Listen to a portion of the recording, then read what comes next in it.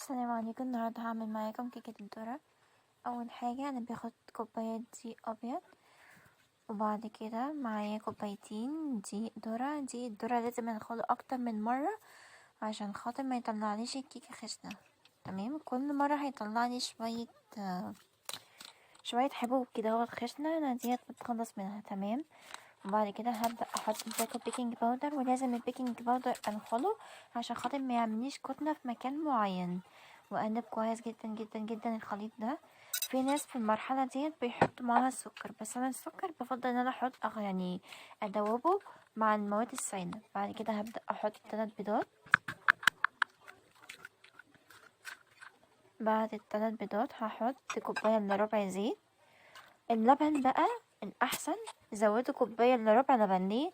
هي الوصفة الأصلية أنا دايما كنت بعملها ب4 بيضات، بس أنا ما كانش عندي غير 3 بيضات، فبعدها احتاجت شوية لبن. فانت حط كوباية الا ربع لبن هتبقى أحلى يعني. ومعلقة خل، معلقة خل دي بتضيع عندي الزفارة وبتزود ان الكيك تنفش عندي. وابدأ احط بقى السكر حبة حبة، واقلب كويس وادوبه مع الخليط السائل.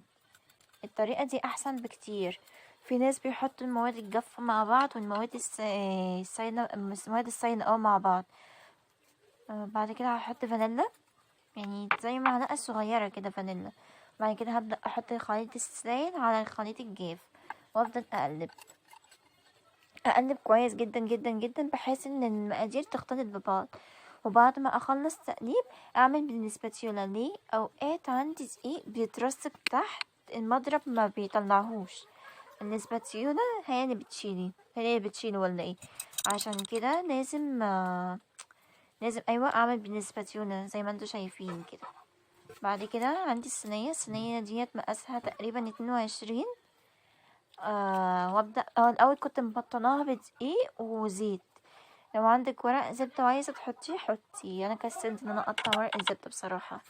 بحطه على درجة حرارة 180. هتاخد منك من ساعة لربع، ساعة وربع. ده كده شكلها بعد ما طلعت. كان طعمها حلو. ما تنسوش تجربوا الوصفة، ما تنسوش اللايك والاشتراك، واشوفكم